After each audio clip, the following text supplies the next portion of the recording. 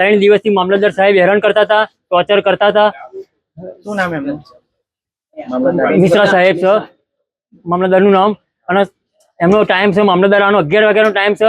ત્યાં અલિન્દ્રા ગામમાં 9 વાગ્યાને આવીને બેસી જતા હતા અને હોજે 6 વાગ્યા ફરી પણ આવીને બેસી જતા હતા। એ ટોર્ચર કરતા હતા અને પેલા ઘનશ્યામભાઈ પટેલ અને કિંજલભાઈ પટેલ એ ત્રણે ભેગા થઈ અને આ રીતે ચેડે પડ્યા અને મારા પપ્પા કુવામાં જઈને પડ્યા છે। શું બાબતથી આપી હતી એ શું વિષય છે? ચિઠ્ઠી આપી હતી, એ ચિઠ્ઠી અમને મળી નહીં, બરાબર છે। એટલે અમને કહ્યું હતું કે ચિઠ્ઠી હું આલીશ, પણ ચિઠ્ઠી અમને કોઈ મળી નહીં। શું કારણથી આપઘાત કર્યો? કોઈ કારણ અમે જાણતા નથી। છેલ્લા અમુક દિવસોથી કઈ ટેન્શનમાં આવ્યું કે કોઈ ટોર્ચર છે, ખાલી પ્રોસેસ હતું, પ્રેશર હતું આગળથી મામલતદાર સાહેબનું, બરાબર છે। શેનું પ્રેશર હતું? હવે અમે કઈ જાણતા નથી, જાણતા જ નથી। અમે તો આઝાદ થયું તારે બધું બહાર ખબર પડી છે। અમે જાણતા જ જ્યારે નથી કુવામાં પડી મામલતદારને ખબર પડી કે આ વ્યક્તિ કુવામાં પડ્યો અને છે, મામલતદાર સાહેબ- ખબર પડી, જે કર્મચારીઓ છે, જે સેક્રેટરી છે, એમને ખબર પડી કે આ વ્યક્તિ કુવામાં પડ્યો છે, તો એમને ભાગી જવાની કોઈ જરૂર છે? અને મામલતદાર મામલતદાર સાહેબ તાત્કાલિક અમારો ધોરણે ફોન બી ઉઠાયો માતર પોલીસ સ્ટેશનમાં નહીં। પહોંચી ગયા, ત્યાંથી કલેક્ટર ઓફિસે પહોંચી ગયા। કેમ? કારણ શું? તમારો શું એવો ગુનો છે? કારણ કે તમારે મદદ કરવાની હોય કે ભાગી જવાનું હોય છે? આજે તમારો દીકરો હોત તો તમારા માટે શું થતું? આજે કોઈનો પરિવાર બે વિખોર થઈ ગયો છે। ન્યાય જોઈએ, તંત્ર બધાને આજે નમસ્તે, મારું નામ છે અંજુ માસી। હું વડોદરા સમાજ સેવા કાર્યકર્તાની એક ફરજ બજાવું છું અને મારું વતન, મારી જન્મભૂમિ, મારી કર્મભૂમિ ગામ અલિન્દ્રા છે।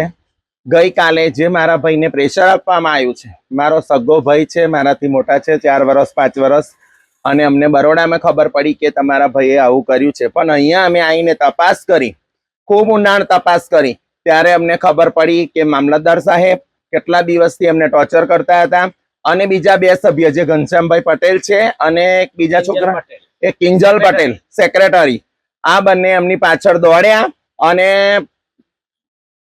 શું કહેવાય, તલાટી સાહેબ દોડ્યા પાછળ, મામલતદાર સાહેબ સોરી, એટલે પછી તરત જ એવો જઈને સીધો કૂવામાં પડ્યો છે। પણ કાલે તંત્રની 2 ગોળ દરકારી, કોઈ સંતોષપૂર્વક જવાબ ના મળ્યો અમને, પોલીસ તંત્રની કોઈ નિષ્કાળજી।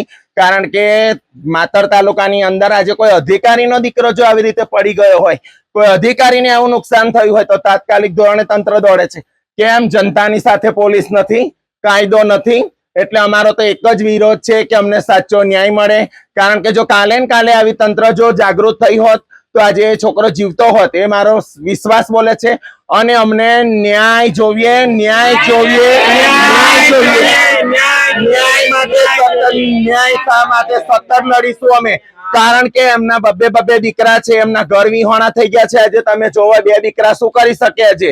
આટલું બધું પ્રેશર કોઈ અધિકારીને એવી એ નથી કે એવી ઓથોરિટી નથી આલી કે આટલું બધું આમ જનતાને આટલું પ્રેશર કરીને જનતાને આપઘાત કરવાનો વારો આવે, એવી કઈ ગવર્મેન્ટે ઓથોરિટી આપી છે?